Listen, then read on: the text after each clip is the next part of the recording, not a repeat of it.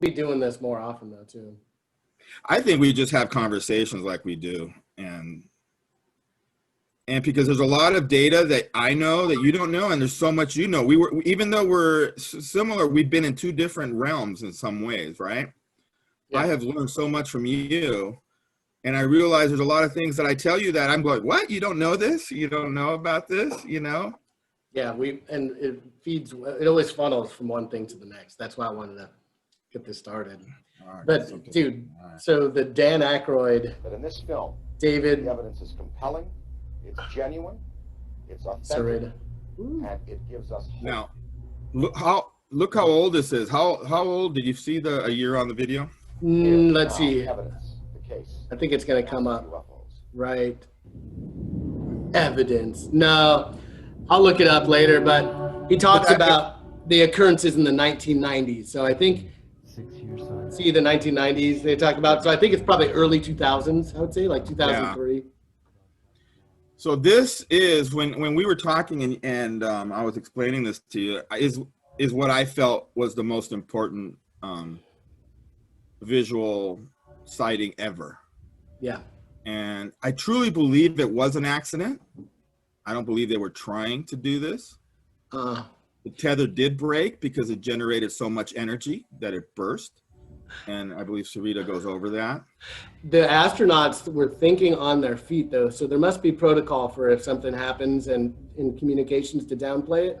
Because yes, they all downplayed it very well. So, what's that swimming on your screen there? And the guy's like, it's dust. I'm like, what dust emanates energy the same way and looks like a neon sign from Vegas? And then I saw it's in this video. One of them comes down and then kind of starts being more intelligent as it goes into the stratosphere. Now, David Sarita was an early regular on Coast to Coast 25 years ago. Okay. And brilliant self-taught. Okay, I'll let this go. That was awesome. Well, I have the volume turned down, so. Okay, well, then basically this video just goes over that tether incident when we were trying to see if we can generate power through that long tether. And it illuminated other stuff? It grew, it got so much energy that it broke away from the shuttle. But weird things started it started glowing like it was 100 feet wide. You know, things did not look real. Mm-hmm. But all this showed up in space. All this is there all the time. Mm-hmm. It is amazing. That is the standard shape of the craft that Sarita went over. And the thing that struck me is a lot of these crafts or what have you, just what are these entities, things floating in space, are translucent. When things float behind them, you could see it. So I don't know if it's a smaller object like the hippie dudes talk about Merkabas and stuff, moving so fast that it's creating that energetic look of having a like a skin on it, but it's really just something moving really fast. Yeah, it's translucent. But what struck me about it is it reminds me of orbs, like when people take pictures and it looks like dust. Or one time X's cat brought a mouse into the house like at dawn when I was leaving for work, and I had my camera out and I was videoing it, and I could see orbs emanating like a vortex from kind of like through the ground up through the body of the mouse, but I couldn't see it with my eyes, only through the camera. And so I've had a couple different instances like that, or when I did marketing and real estate, one of the agents couldn't get a clear shot of a living room, and that was where a fella had passed away, and it looked very much like these orbs here, a lot smaller. You see some connections that Sarita was making with the drop stones, those ancient stones and stuff. The drop stones. There were a lot of connections that they were making. I don't know if they're all right, but we need to start, postulating things, Yeah, I don't know if what I was saying is on the right track, but that's the closest thing I could think of is like orbs that kind of emanate out of the earth. And then I wonder if these are kind of an astral orb, you know, it's like a biological. Yeah, I believe they're biological.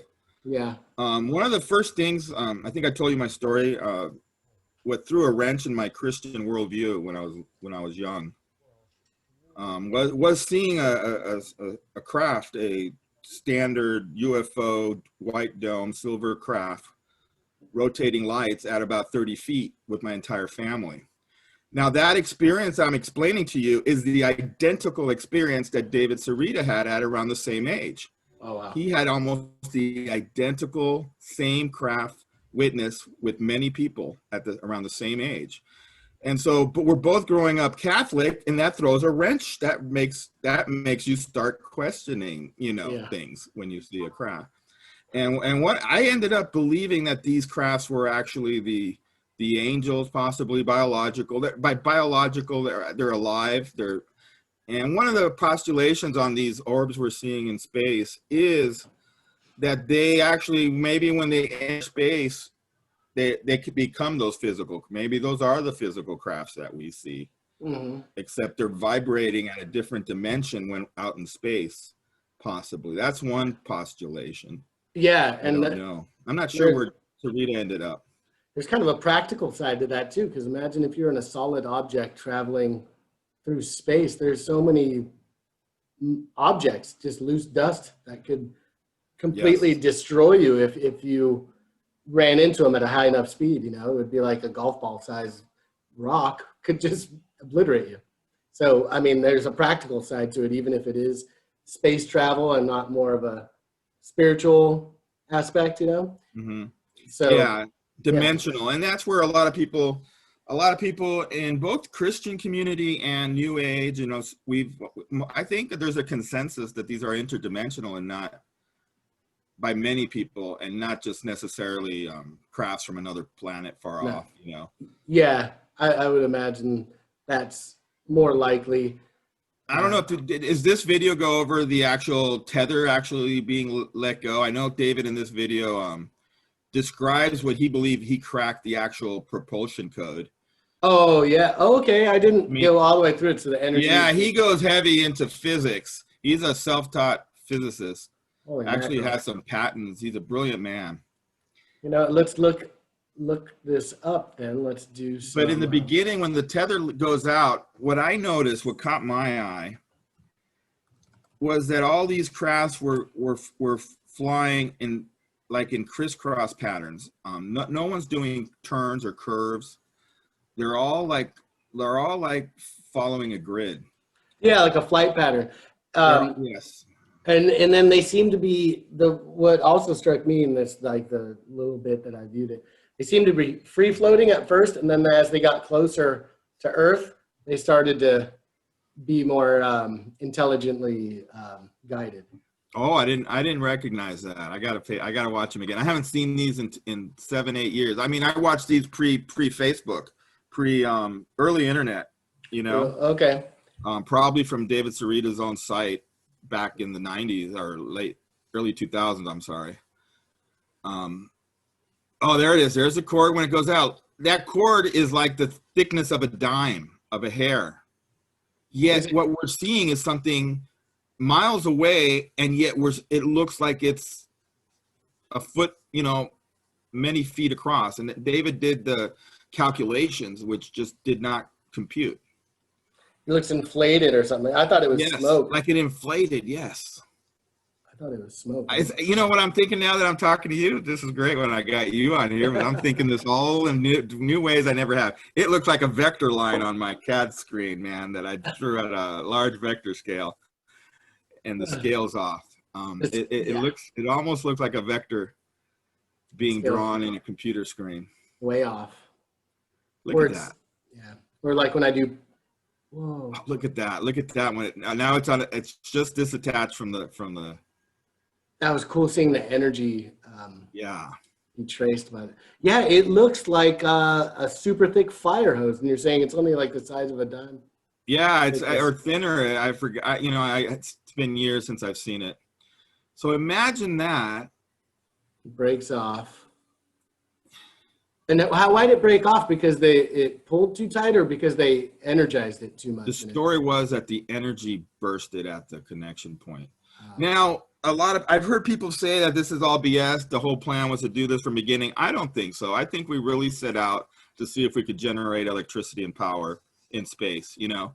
Yeah, that makes sense. Think about that. I think that was the true initial. I think the test was meant to be what it was. So think about this. Let me go another direction, because I had just a weird intuitive feeling. You ever heard of like workings, like magical workings, like Babylon working for the nuclear bomb project? And maybe this is like, they sell it to us like, hey, we're out here doing free energy stuff, but they're doing some sort of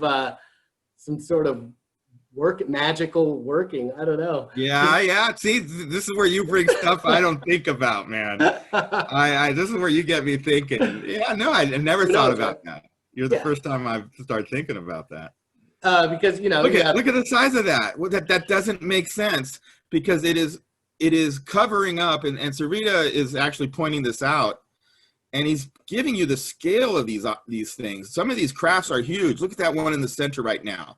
The first time I came across this, I thought this was like old footage of someone with like a petri dish on a microscope, and someone had gotten like an eyebrow hair in there or something, you know? I was like, what are you? You didn't know what it was.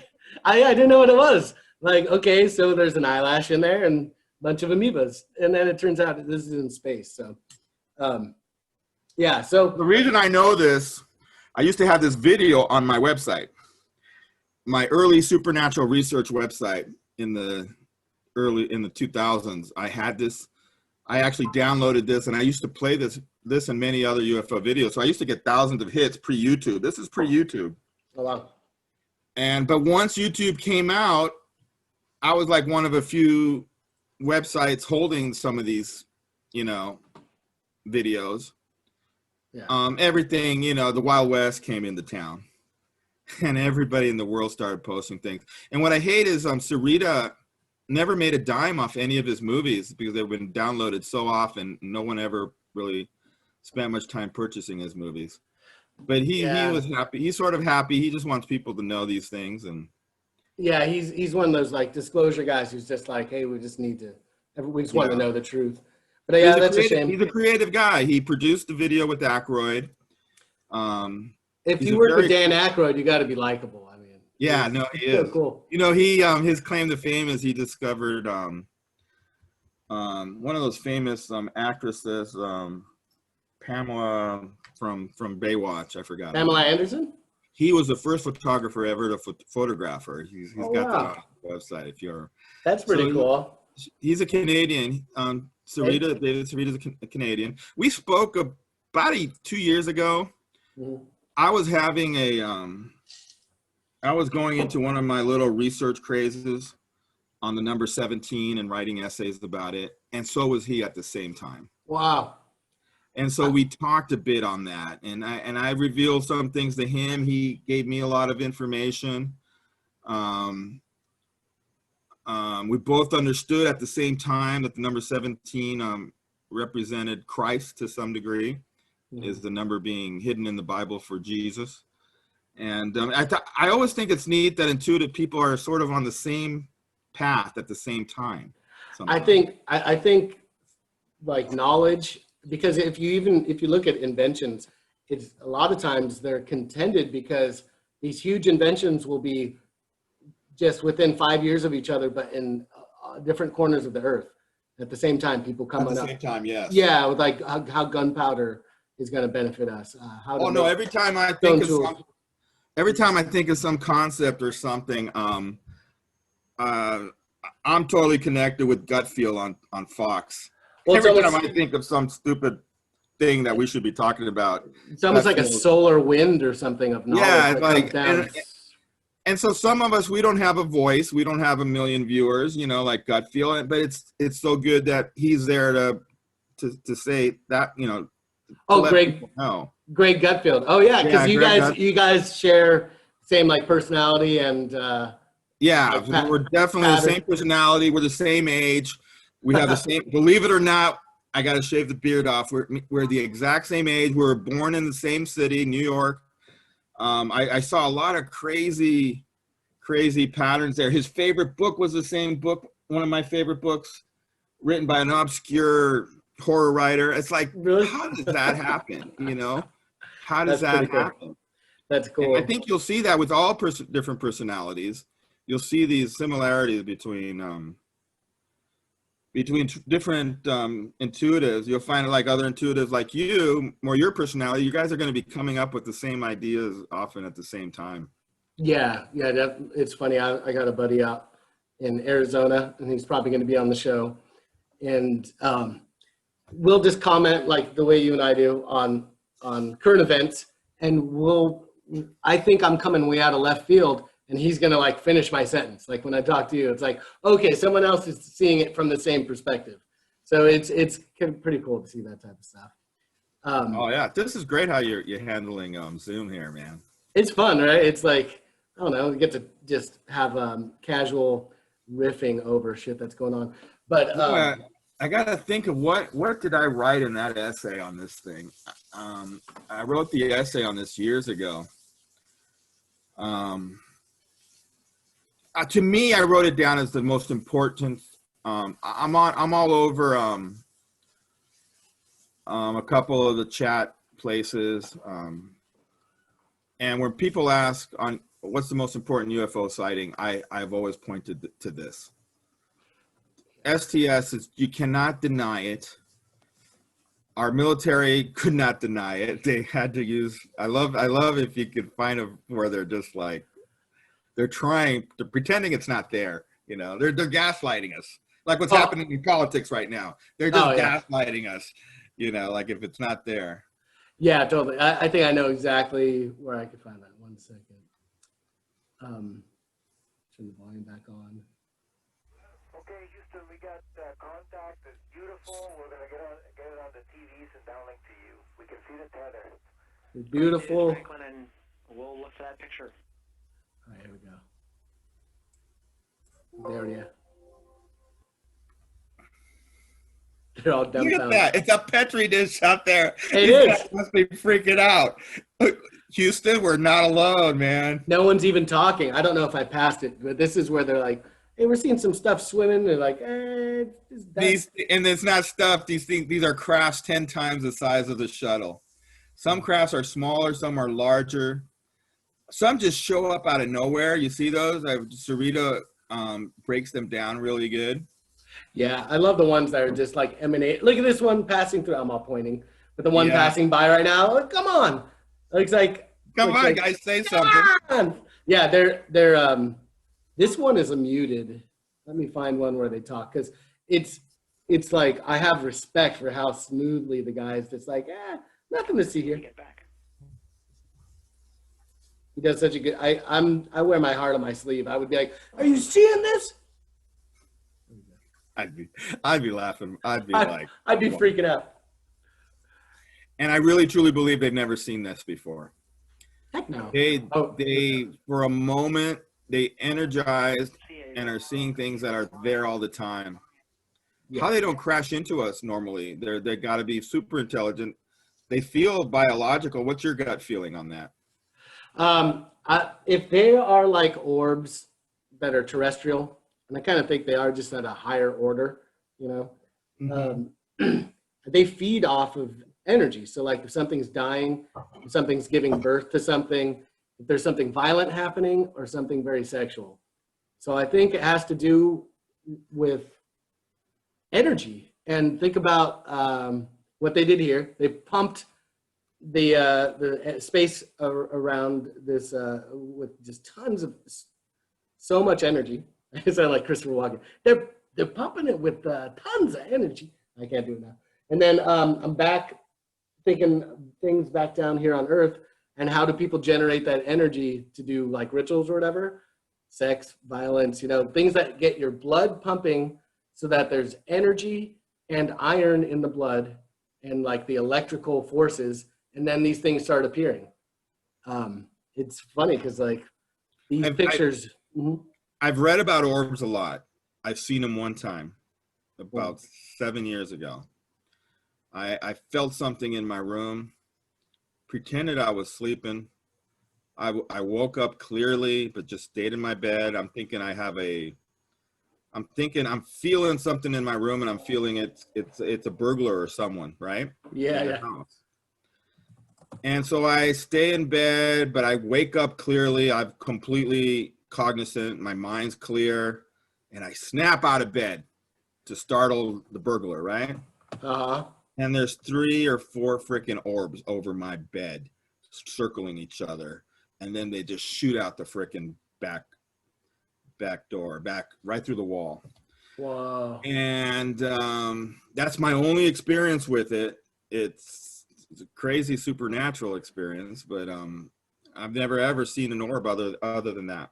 I have a couple. So I have ones that are pretty pedestrian, and then I've seen them in the sky. We were at a birthday party, and this little 4-year-old goes, "Who's that? Not what's that?" And we look up, and there's like pink opalescent, almost like abalone bubbles that are kind of blending together like dripping bubble gum, expanding, popping, reappearing out of nowhere, and just kind of floating there. And you get a sense that it's looking down at us. We're like, oh, it kind of stopped. How far away was it? It's probably about a good quarter mile into the sky, but still could see the reflectiveness. Each bubble looked small, but was probably the size of like an SUV, you know, and it kind of gave us all amnesia. The party kind of wound down, and we all just kind of went home after that, and no one really talked about it. And then I had to think about it later. I'm like, remember when that happened? Like, oh yeah, there was like a fog of like the Men in Black type of thing happened. Amen. That happens. That is so true. That is such a standard story. That's one of the things I've always tried to follow up and study. You know, I did that supernaturalresearch.com website years ago, having been updated in probably 8 years. It still gets hit like 1,000 times every other day. It's like still got tons of visitors. All these old, my David Icke essay from 10 years ago used to get hit like 1,000 times a day when I first wrote it. Let's check that out in a second, but let me show you. So, oh no, that site's dead. You don't want to see that site. Oh, okay. It's old. So this is my kiddo, and I'm trying to put her to bed, and she's trying to charm us so she doesn't have to go to bed. And you hear me say at one point, there are no insects in here, because on my phone I could see like orbs, and they look just like the space ones. And so, what are you doing? You playing? And then here's the other thing: you could see her eyes follow the orbs, and then oh my gosh, I see it in her eyes. See it? You go to sleep. Oh my gosh. That's my hand. I'm like, there's no bugs in here. See, go by. Oh my gosh, I see these things. There are no bugs in this room. A lot of books and stuff. In the 1930s and 40s, there were lots of, I forgot what they called it back in the day. I think a lot of people, fairies, they call them fairies, orbs, fairies, yeah. Fairies and orbs are interchangeable because it's an earth energy. It's an elemental, comes up out of the earth. See, this is what I love talking to you. I've never further researched it. It just didn't interest me. It didn't interest, like that shouldn't interest you enough, you know. I never further researched it enough, but I like you. You understand it. Just because I experienced it here, and then on the mouse video too. Wow, that is so cool. Look out, what a cutie pie. It's pretty cute, man. They're growing up, man. My daughter just turned 13, so. Oh, really? Oh, man. Yeah, it happened so fast. Yeah, man, my kid is 8 going on like 13, I think right now. She thinks the way she talks. Look at that. That is so cool. So let's go back to.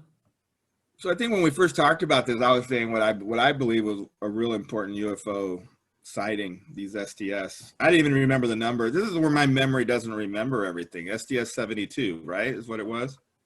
Yeah, STS, yeah, exactly. You know, not long after that, we started scrapping the system down. I don't think we flew many more flights after that. And we scrapped the shuttle. Yeah. Which is interesting. I think that gives everybody. And now we started on space. Okay. Now think about this for a moment. right? I've always said this STS-72 should be on the minds of everybody on this earth, you know? Yeah. And maybe it is because we got, you know, President Trump creating Space Force. And these are interesting.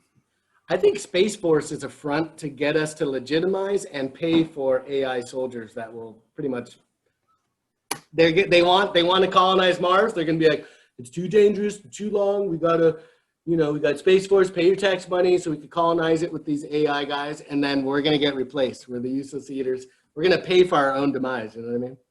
I never believed that until they showed some of the people, some of these cops. They got a similar look.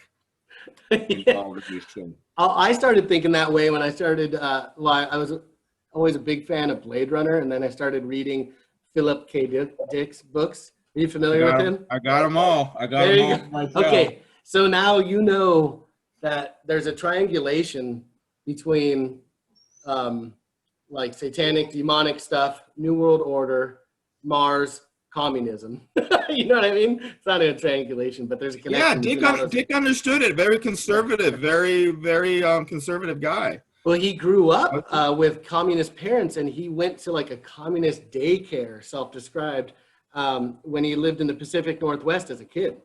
So, and that's when he started being privy to all this stuff. And I think it was very intuitive too. So like he could see and feel, you know, the flow. You do know his personality possibility, right? Yeah, I'm thinking he's a. You might share a lot with Philip K. Dick. Yeah, everyone thinks I'm crazy too. No, Just like I think he's type INFJ by many people. Oh, sorry, I spilled your personality type. You can cut that out. No worries. I don't care. You can't steal my credit with that. I think he's got a similar, very creative mind. But he added a lot of drugs to it, you know. So yeah. My neighbor knew him. I heard a lot of stories from my neighbor. My old teacher in the high school, she and her husband were friends with him because he lived in Orange County where I grew up. He lived in Fullerton. But I think he was a prophet. And at first I thought he was a prophet, but then I think he was just very perceptive and was around the people who are shaping our future, you know? Yeah, and a lot of it's perception. What I learned from writing and art is when an artist, any artist, and art can be writing, art can be painting, it could be music, it could be many things. And when intuitive people create art, whatever it is, any of everything I just mentioned, they connect to the spirit, and the spirit sees all time. And sometimes they get things from the future, sometimes they get things from the past. And definitely Philip K. Dick got an understanding of computers and AI at a time when I think the strongest computer was a TRS-80, man. There were no computers back then. Oh no, Dick started in the 50s. I mean, there was nothing. They were punch cards for most of his life. But he saw it. He saw the Prometheus moment happen with that. Yeah, no, he's one of my all-time. I love watching a few of the very few lectures that he did. Oh, they're great to watch. They're great to listen to. Hey, you got this interview. I haven't seen this one yet. Oh, this one's really good. This gal is super interesting, and I probably talked too much during it, but no, it was about like a poltergeist that was physically violent. She was in Florida and lived just across the street from a cemetery, and dead people in antebellum, you know, the full Civil War era garb would come to her, and people who would stay with her in waking at night and sometimes in dreams, but she would have the same dream as someone else in her house, like of the same people. And then at one point, a hat wearing dark. Oh, the Hat Man. The Hat Man was in there and actually choked one of the guests that she had, and she banished it through Jesus. So it's pretty cool. I don't ask anything of the people I interview And I was like, well, you know, that's something negative, and the only way to get rid of it. Well, here's where I'm a connection guy. I connect things. Heidi Hollis wrote several books on the Hat Man. Okay. And I think she's my friend on Facebook. Yeah, I'm pretty sure. For years. Oh no, she might be on my other Facebook account. But you'd really want to get a hold of her. She wrote several books on the Hat Man. I don't know if you ever listened to her. What's her name? Holly what? Heidi Hollis. Heidi Hollis. Heidi Hollis. And she's got a sort of a supernatural Christian worldview to some degree. And she studied extensively the Hat Man phenomena. That is some trippy stuff. Is it negative? I fully don't. I haven't taken a side. So here, well, it's extremely negative, and I wasn't aware of it until, and I never experienced it. I experienced the little girl. So as I started looking into it, demons will often have a trapped spirit, an actual soul from a human, and they keep them away from the light and use them to do their bidding, kind of as bait.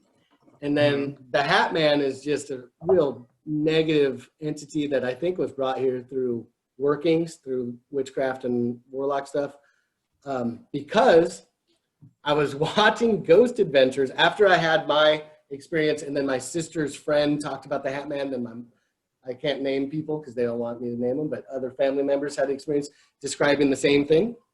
I was watching Ghost Adventures, that show with the cheesy roided out dude. Well, they're not cheesy. If I met them in real life, I'd be like, dude, I love your show. These guys are awesome.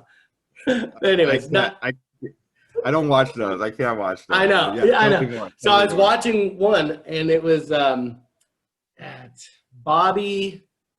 Shoot, I have to look it up. It's like Bobby Roberts or Bobby Lee's country music outpost, and the guy's a semi-famous country musician, but he bought this place that 100 years prior was a slaughterhouse, and then prior to that was something else that they did satanic Masonic rituals in during the Civil War era.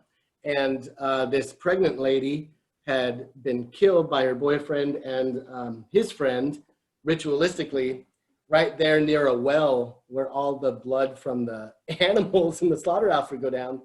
And in Mason rituals, in my limited understanding, they do a ceremony where the guy who's the leader of the lodge wears a top hat, and they, to transfer power, gives the top hat to the next guy, and they exchange a kiss, right? And you see that with Madonna and I never made that connection. Madonna and Britney Spears, Madonna and the other ones, and then you see that with Gavin McInnes and what's his name, the gay guy who pretends to be a conservative British guy. Gavin, the Milo.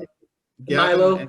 Yeah, Gavin and Milo, they do that. They do a kiss exchange. It's a ritual. They make it seem like it's funny and jokes. Are you telling me Gavin McInnes and Milo are Masons? Controlled opposition. You can find Milo bathing in blood. See, Milo came out as an ENTP. We are the same personality. Yeah. He's one of those people I'm on the same page with a lot.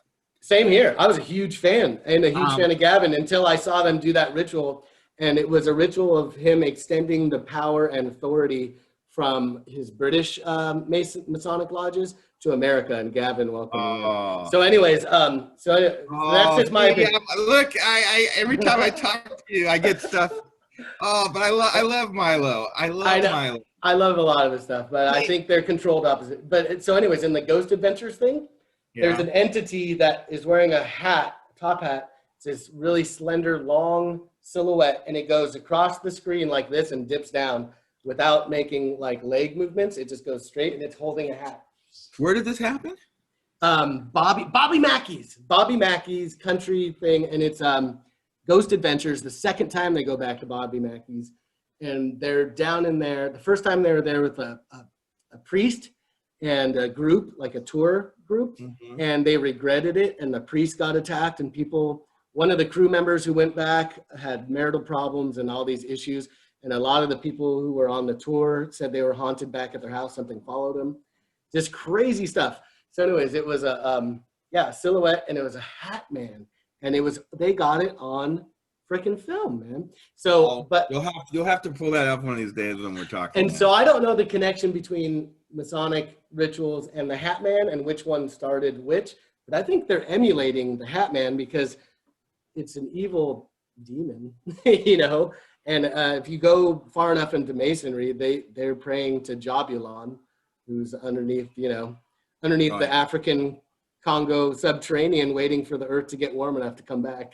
That's Mason is involved in many things. It's part of my essay on the Supertramp album. That code broke. Check this out. Part of. Look what I got pulled up. Supertramp.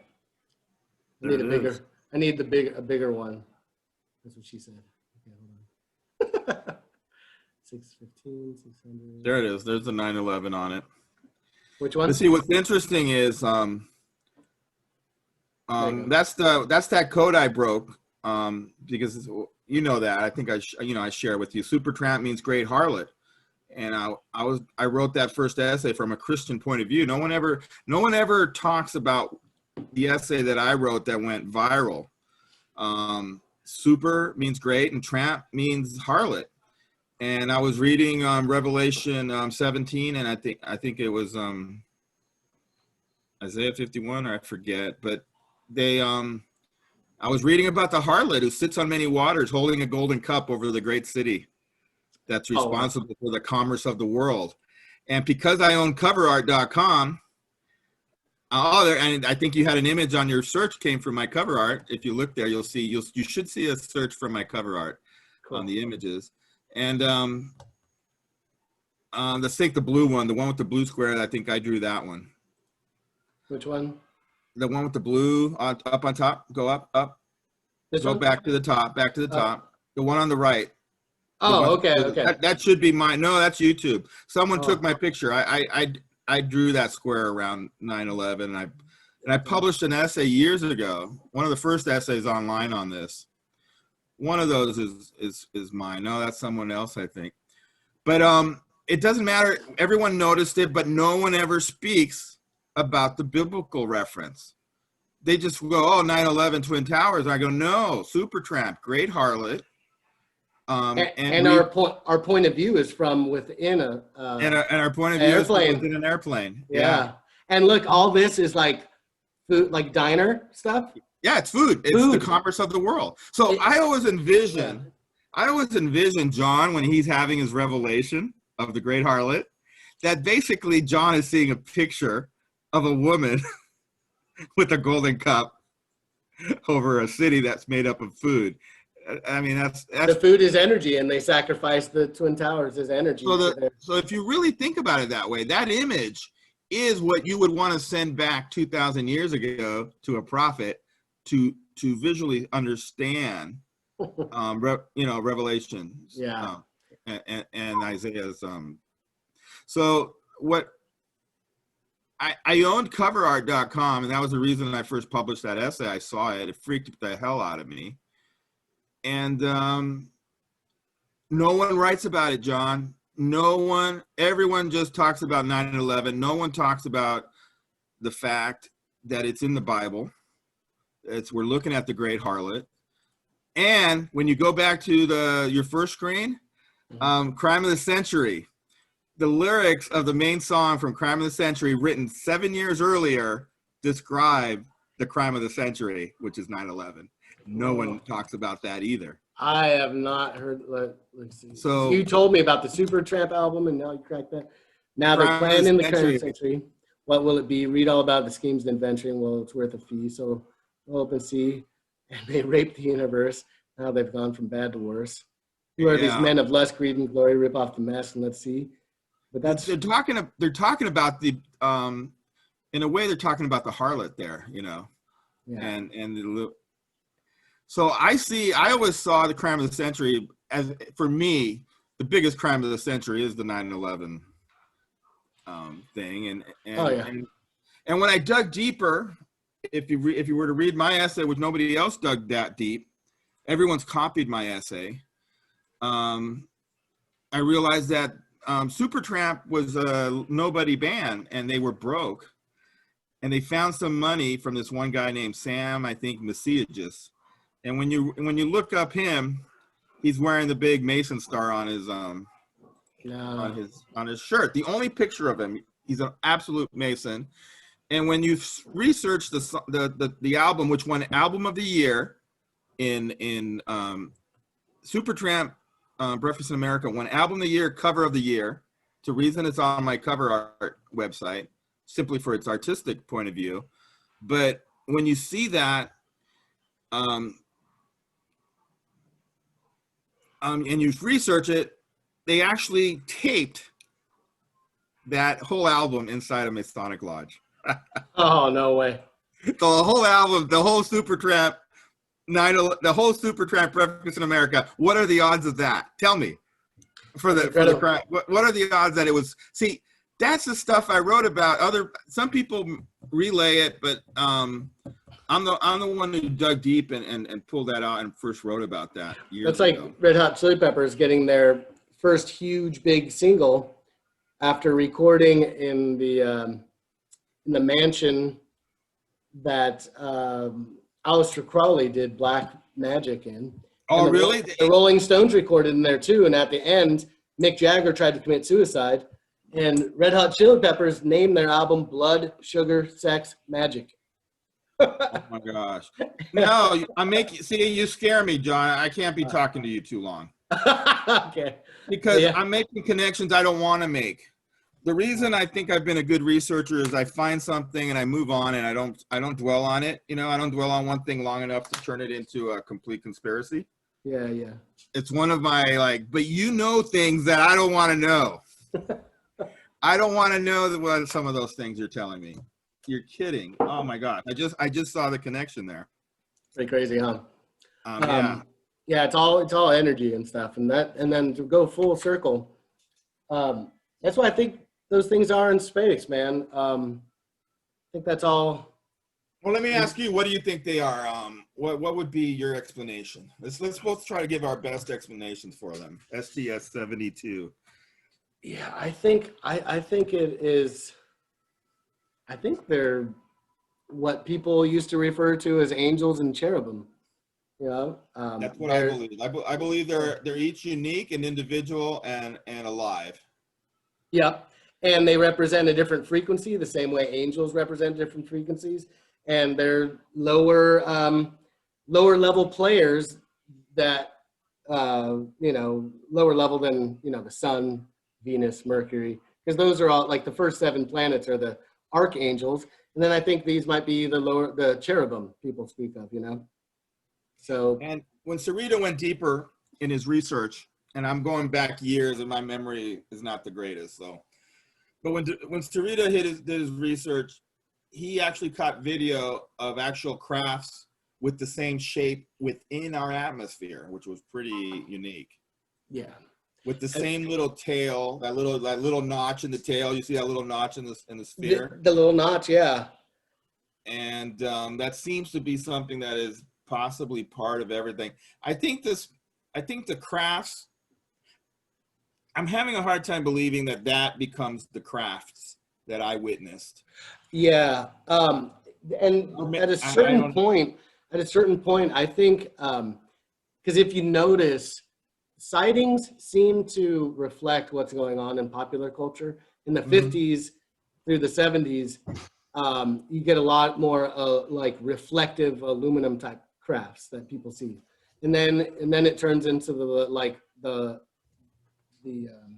matrix of lights that we saw in Spielberg's Close Encounters, and then we start seeing movies like Terminator and stuff, and then the sightings are more of those triangular shaped crafts, which I think aren't extraterrestrial. I think those are military. Yeah, those are military. That's my gut feeling now for about 10 years. Yeah, I think so too. But I think it'll reflect back what you're kind of like able to see. Because imagine if you're in the Caribbean and you're a native there, never saw a Spanish ship, how are you going to process it? Maybe it your brain has to take it down to a level where you can process it. And since there was already sci-fi and pop culture UFOs, maybe that's how it's revealed to you. I don't know. It's a stretch here, but it's just weird to me that within 1 century,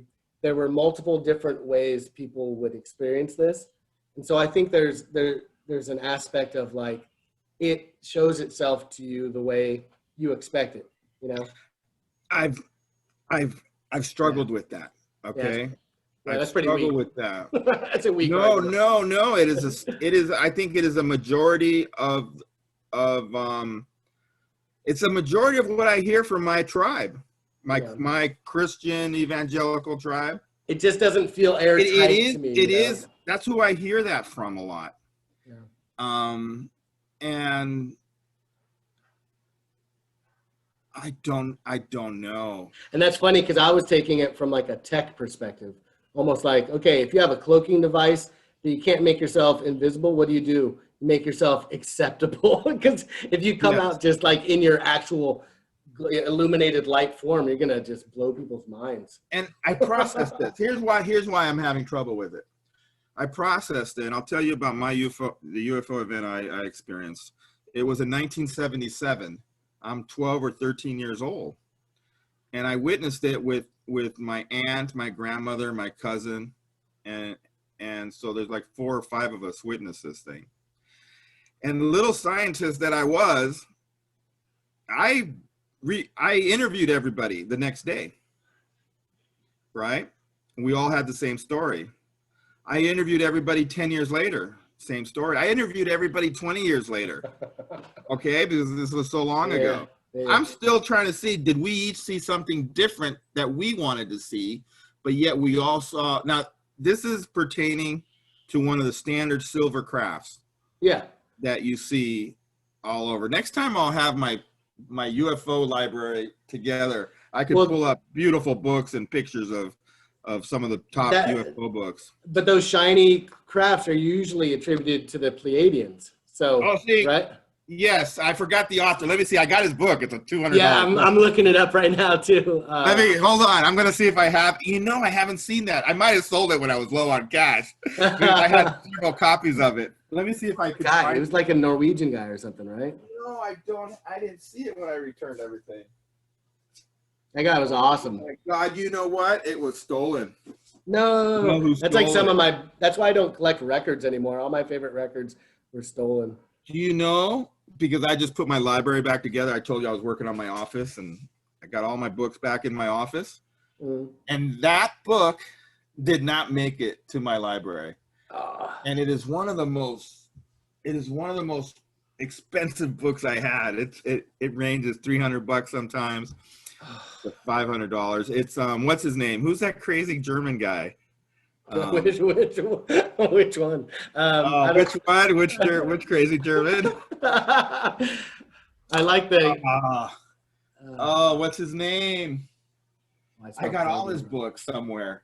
They're all missing. Shoot. Not Von Doniken. He's not even. No. It's the guy with one arm. He snapped 1 million pictures of the Pleiadian crafts. Yeah. And they gave him all these prophecies. He hated Republicans. He hated conservatives. The Pleiadians don't like Republicans. I mean, it's sort of funny. We're evil. We're trying to blow up the world. And it's always funny when I see New Age folks who I have so much in common with. Yeah. On the other side, hey, it's oh well. It's weird. They touch tails and stuff for sure. Yeah, man. Why can I not remember his name? He had a really compelling story because Billy Meyer. Billy Meyer, boom. Billy Meyer. Gosh, where's my book? Hold on. Talk to me. I'm still talking. All right. Boom. Okay. Here's they got a bunch of his. Yeah, that's what I think of when I think of the silver crafts, of the Pleiadian Billy Meyer crafts. And then out by me, out here in the desert, they have the one of the most acoustically perfect structures out here. That guy who built it was instructed by the Pleiadians, and then I was at a UFO conference, and some guy from the Tim and Eric Awesome Show, great job.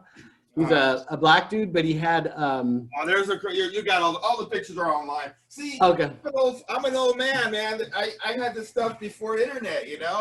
The and only way to do research back in the day, you had to buy your books. Yeah. And I'm talking research going back 30 years. So here's the deal. Where would I have filed Billy Meyer's book? I don't know. Maybe I do have it. I would put that under religion, under theology, man. I think so. I would have put it under theology, which has got to be back here somewhere. I think so too. But So, I don't remember filing it. I'll go find it. I could pull. You can mention a lot of stuff. I'll be able to pull the books out. Look at that. So on this next one that we go diving deep into, I need to do some more research and stuff. But man, the next one where we start getting biblical and stuff, I think this will lend itself to that very well, because we're on the same page as to thinking what these things are that were witnessed, you know. Yeah. And yeah, I mean, there's so many up there. Obviously, there's going to be rogue ones, ones that are gracious and nice and helpful, ones that are just abusive, and then somewhere in between. So you wanted to talk UFOs, which is not my, I haven't really talked about it. I told you I had that one experience seeing one. Yeah. And now what's not a UFO experience, but it's standard of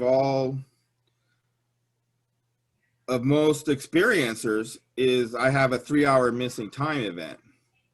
Oh, wow. But I don't have any recollection of any craft or anything. But I did lose 3 hours one time. And it's a standard thing. People lose 3 hours. I don't want to know. I don't want a hypnosis. I don't want to know what happened. Yeah. I don't know how they do it. But I had 3 hours of missing time, followed up by what looked like radiation poisoning, to the point that when I went to the doctor, because I was so ill, I was losing all my hair. This is 20 plus years ago. All my hair was falling out over the next few weeks. I thought I was dying. I got a blood test, and I had what they thought was leukemia. Took me 2 months to get health insurance, and when I went back, I was fine. But I went through what would be called radiation poisoning right after my 3-hour missing time event. I don't know. What do you think that stuff is, man? I don't want to know. I want to believe it's angelic on the good side. I just don't want to know. What have you read about the 3-hour missing time people have? Often it's almost always connected to a UFO sighting, but I do not have a UFO sighting to go with it. I would imagine it could be something as simple as a survival technique for what our brain can't process, just like, oh, okay, boop, gonna check out, and we're back online, And that's exactly what happened. I left my office at 2 p.m.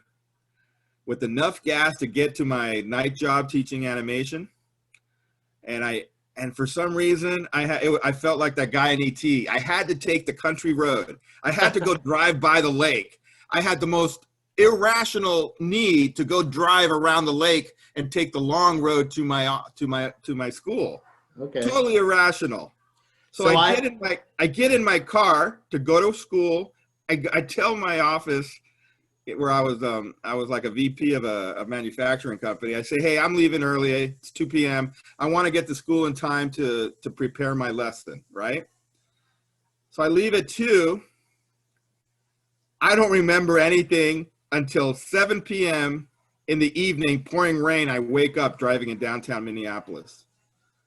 I get to school completely confused, and my classroom is filled with people. The class started at 6.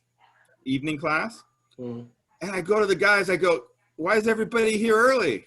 They all point to the clock. I disappeared for 3 freaking hours. I have no idea where I am. And so on this show, one of the things I try and take note of is water, bodies of water, like haunted, like sometimes houses don't get haunted until you build a pool, or it's always near a lake. Aleister Crowley did some of his biggest, most ambitious workings at Loch Ness. It's weird. And then now you're telling me you were driven, to drive around the lake, a sort of rural lake. Everything's rural in Minneapolis. The suburbs of Minneapolis are pretty rural. You can see deer crossing the road and stuff. And so, yeah, I had this irrational need to just take a nice little, instead of the 40-minute drive to work, I timed it out. Okay, it's going to take me an extra 20 minutes, and I'll have to go through St. Paul, and I'll take the bridge. Well, I don't remember a damn thing from the moment I left my office, and I never cared about it other than the what I went through was felt like radiation poisoning for a few months, and I was ill. I got sick. That's pretty intense. And so that it is what it is. I don't want to know. Maybe you're right. I'm not interested. I want to think it's good angels doing whatever they're doing. And that's it. Because I don't think the difference between, and this is my worldview, biblical. I think the good angels and the bad angels look the same. Yeah, and I think there's a lot less animosity between them than people think, because we're down here blind to God's plan. If you are aware of it and feel it and are part of God's plan, for us, then I bet you there's a lot less conflict and animosity between them than we can even understand, because it's like, what, does the night get mad at the day? It's like they're just part of the whole thing. And I think that's the way you should think of it. But I also know you to be kind of a lightning rod of inspiration and of intuition. And who's to say you don't tune into a good guy one day and someone who does, a Steve Irwin type the next day and treats you like hey, we got a live one here driving around the lake. We're gonna catch him. Hey, Nito, beauty. He's like, I lost 3 hours. How'd I do that? He's like, where'd we go, man? We were just exploring, mate. Who the hell was driving my car? I was in my physical car. Yeah. It was there in Minneapolis. Who the hell is running my car during that? And it was raining too. And then look at this classical painting with the oh my God, you're right. It was pouring rain. It was pouring rain. Yeah. And what startled me was not the rain, was the darkness. The last thing I remember was 2 p.m. sunlight. And then next thing I know, I'm in downtown Minneapolis, 3 blocks from my school, and it's pouring rain and it's dark. And my brain hasn't registered that it's dark yet and that something's gone wrong. Wait a minute, you left early. Verified with my job and my cousin who worked there. What time did I leave? I took it scientifically the day after. I asked everybody, what time did I leave this office? I must have left at 5. No, you left early. You left around 2. I verified everything, I had a doubt, I always doubt what I feel, you always rationally try to doubt things that are irrational, Yeah. Oh, did we end out? I kept this. Oh no, I just unshared. But we are gonna have to end in a little bit because I got a limit. You got me, dude. I could talk to you. We could talk. I know, we got to do more of these. I was just realizing, because these are all gonna be such good build-ups to not even a build-up. Let's just do these weekly, man, because we cover so much ground and it's so natural and it's fun to do. Yeah, we got so many experiences, and we try to get to the bottom of them. I love when you're like, hey, what do you think about this? And like that. And you're like, oh, I never thought. That's great. I mean, I love being a part of the conversation, but as a viewer, that's great content too. When I want to watch something, like when they're, they're not just reading off of paper, like, oh, that's cool. And then it gets your mind going. This is the content I wanted to create, where you kind of activate people's ability to digest preternatural stuff that's around us. Preternatural. Hey, what are the odds? Preternatural. That's awesome. We both got preternatural in 2 different ways. That's freaking hilarious, man. Yeah. What are the odds of that? But this was not only just fun and insightful, it was therapeutic. So we got to do this weekly, I think. Yeah, we should. And it's great for me to. I just told you stories I don't tell much, And there's not many, but. They're supernatural. They're preternatural. We're gonna riff, and then current events that are happening right now. I think we'll be able to riff off those. So, like you said, we only have a certain amount of stories, but now we'll go into current events soon, I think. Yeah, we go into current events. I was telling you about Billy Meyer. Billy Meyer wrote a prophecy he got from the Pleiadians about how George Bush was going to lose the election. Ooh. He took it off his web. See, I wish I would have captured some of these things. The Well, Pleiadians told him right? he was going to lose the election, you know, and then he deletes the big essay. I wish I had it. I can tell you it existed. I went back looking for it. And I'll look for it on the Wayback Machine. Maybe on the Wayback Machine. Yeah, amazing. The Pleiadians just hated and I loved Billy Meyer. I loved everything he did, and then he started hating. It wasn't just a dislike. It was a hatred. The hatred that we're seeing today was being expressed by him 20 years ago toward people of my tribe. And I'm like, wait a minute, man. I love you, guy. I love what you've done. I believe a lot of what you're seeing. I trust you're hearing, but guess what we learned from that? The Pleiadians are telling them bullshit. They don't know the future. They have a political agenda. Pleiadians. Well, and they could be demonic for all he knows. That's why they have such shiny ships and they're handsome and chiseled features. Because they're like car salesmen, you know? Yeah. So there's my point on the Pleiadians. I got dozens of books channeled from Pleiadians. And maybe they're not even extraterrestrial or angelic. Maybe they're the people that the Nazis were in contact with, the inner Earth Vril folks who are ahead of us, but are essentially the same. You know what I mean? You know. I'm going way back machine now, 30 years to when I first read The Hollow Earth. See, I've been feeding on this stuff for years. You know, I've been reading this stuff. I'm getting better at transitions. Right. And for all that, I'm still an evangelical Christian. I'm so orthodox, it's crazy. Well, there's only one truth, that's for sure. Yeah, and all the answers, I believe, have always been there. Nothing new under the sun. Same conflict, same thing, players, same everything.